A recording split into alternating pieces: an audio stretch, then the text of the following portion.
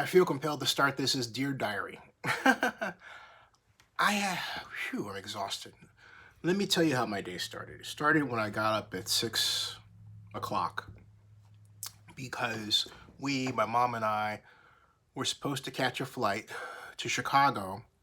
I was going to make sure she was picked up there by her husband, and then I was going from there to the Bay Area back to my place, check on my place in Oakland and Adams Point, and then later go to the Cal game.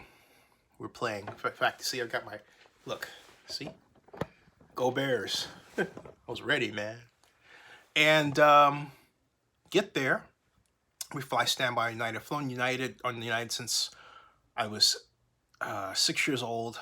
I'm 57, so I've flown on United 51 years. Wow. And you get to these points where you're not sure if you're 56 or 57. And then I remember when I turned 10, I knew I was 10. I was like, oh yeah, I was 10, right? But I digress. I was about to go off on how I would watch Hawaii Five-0 then, but that was with Jack Lord as McGarrett. Anyway, we're at the airport waiting, and all of a sudden we get there, the flight's delayed. Like, boom, delayed. It was supposed to leave at 10:52 in the morning. Everything's planned out. Leave at 10:52, get in to O'Hare at 12 noon. My flight for San Francisco left at 2:02. You get in at 4:30. Perfecto, right? Nope. Why? United delayed the flight back from 10:52 to 3 o'clock because O'Hare Airport had some type of weather problem. First, the way it was reported, it was the text came up as air traffic control. Then it was weather. I thought, which is it? And my mom corrected me. She says, well, it's Chicago. And she was talking to her husband, my stepfather, there. And okay, so I got another picture.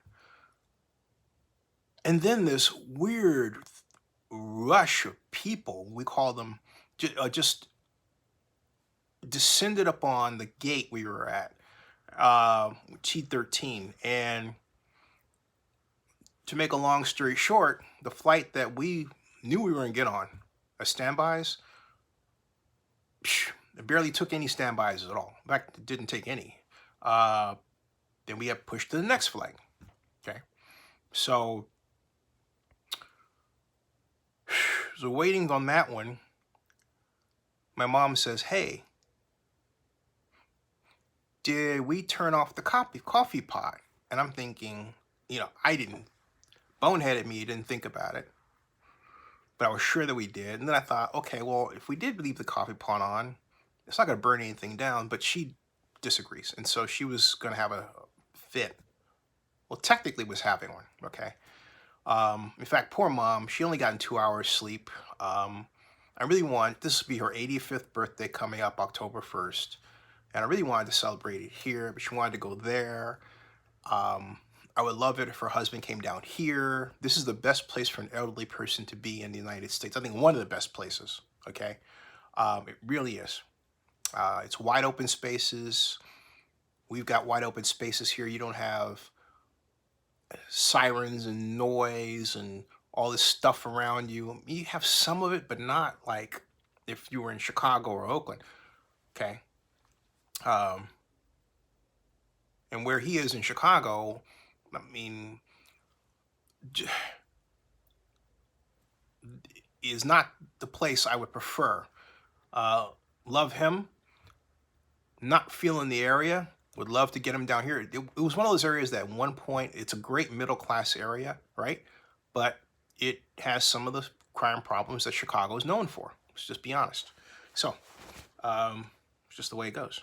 So, for now. So anyway, so coming back to where we were at the terminal, I said that I would come back here, have a family friend pick us up at the airport. He did. He helps us. He does work around the house that he gets paid for. I've talked about him on videos. Great guy, Leon. And he came back, but then mom was like, "Okay, have him come back here, and then bring back to the airport." Mom's a true matriarch. Okay, have him bring back the airport. I said, "Mom, he's got his own schedule. You realize that, right?" But my poor mom, I think, was just deliriously tired. She really had only 2 hours sleep. And I didn't realize the impact. I didn't realize that she really did have only 2 hours sleep. And I don't care what age you are, that's not a good thing. And for some reason, she couldn't sleep. Okay. So anyway, I came back here and I was going to go back there and get on my flight, another flight to San Francisco later, which basically would have put me in missing most of the Cal game. But I thought, hey, if we won, I'd be able to celebrate and, let my hair hang down. But what happened was mom, called and said she was sick. And I thought, you know what? How can I make that trip? So I was kind of feeling bad. I was like, doggone, I was going to miss the game. And I thought, well, look, you're going to miss the game anyway. You're needed. You're here for a reason. You're needed. And so I picked her up and we went by a place here and she's got some stuff here to eat. I'm going to sit down and eat. And she said something on the way back that summed up the day. And it went like this. It was, we went through a lot today, but at least we came out of it okay. We came out of it alive. It could have been a lot worse, which implies that something more tragic happened, and it wasn't. But it's just, you're thankful for your family. I'm thankful that my mom is here with me. She's my only family. And it was one of those days that just helped give meaning to this whole thing we call life. You know what I mean? It's a little reminder of what's important. So I just wanted to share that. Oh, stick with your family. Always.